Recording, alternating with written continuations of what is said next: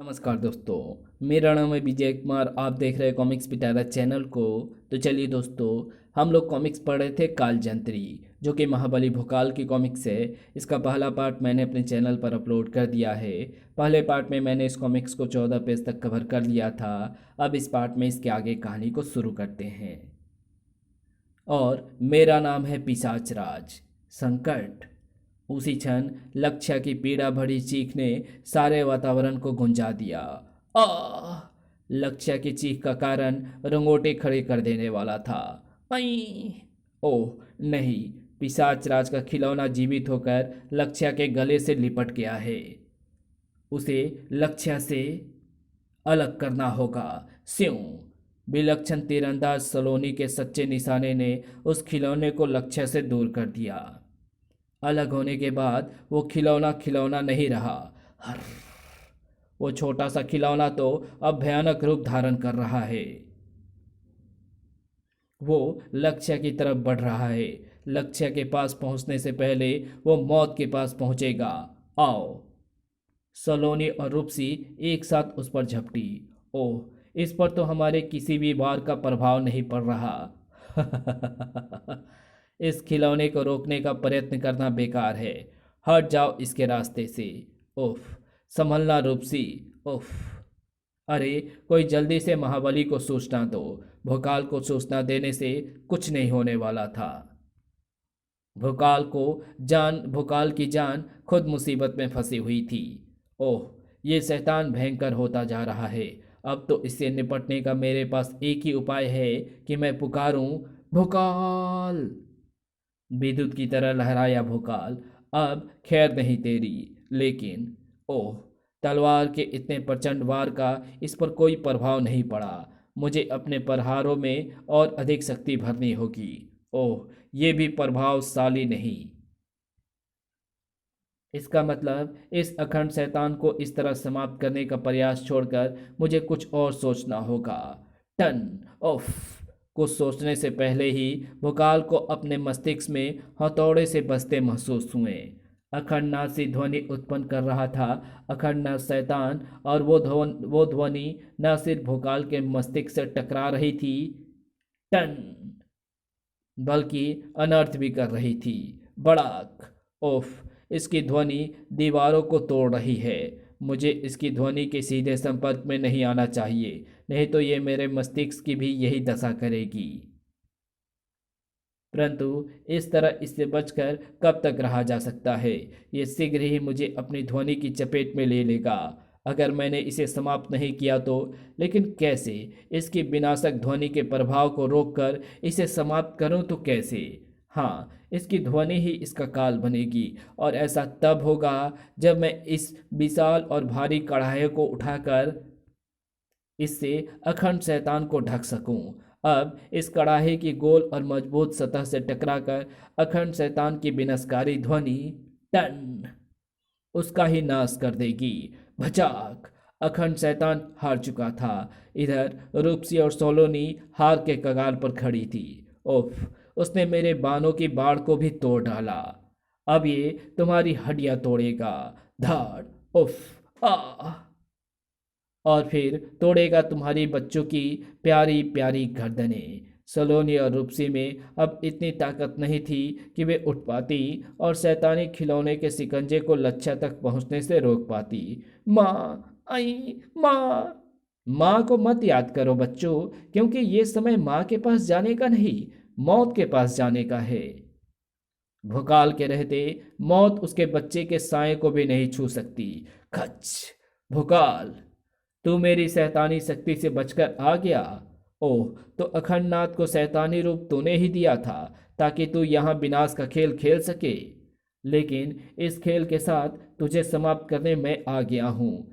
तेरे आने से ये खेल समाप्त नहीं होने वाला भोकाल, बल्कि और भी ज़्यादा भयानक होने वाला है। बहुत चालाक है कालजंत्री। वो जानता था कि ऐसी स्थिति आएगी, इसलिए उसने मुझे एक ऐसी अतिरिक्त शक्ति दी थी जिसके चलने के बाद भोकाल लाख कोशिश भी करे तब भी अपने बच्चों को नहीं बचा पाएगा। और वो अतिरिक्त शक्ति कालजंत्री ने मेरे माथे पर एक छोटी सी मणि के रूप में चिपका रखी है। ओह, उसके माथे से चिपकी मणि से निकलकर किरणें शिखर और लक्ष्य की तरफ बढ़ रही है।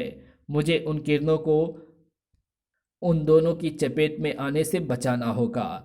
चीते से छलांग लगाई भोकाल ने, लेकिन वो सिर्फ शिखर को ही किरणों में फंसने से बचा सका, लक्ष्य को नहीं। ओह!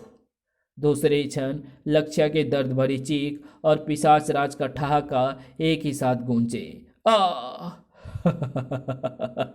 तूने बच्चे को बचा लिया भोकाल, लेकिन इस बच्ची को कैसे बचाएगा? मणि से निकली किरणों में फंसे होने के कारण जिसकी प्राण मेरी मुट्ठी में है।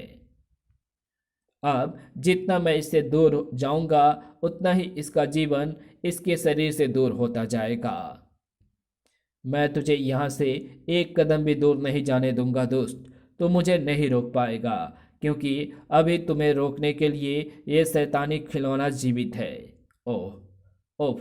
गर्दन कटी होने के पश्चात भी इस भयानक खिलौने ने मुझे जकड़ लिया है। मुझे शीघ्र ही स्वयं को छुड़ाना होगा, क्योंकि ये मेरे प्राण लेने में सफल हो ना हो, लेकिन पिशाच राज दूर जाकर लक्ष्य के प्राण ले जाने में जरूर सफल हो जाएगा। आह! अपने आप को उस शैतानी खिलौने से छुड़ाना भोकाल के लिए मुश्किल काम जरूर था, लेकिन सवाल उसकी बच्ची की जिंदगी का था, इसलिए भोकाल को उस मुश्किल को आसान बनाना ही था। खच!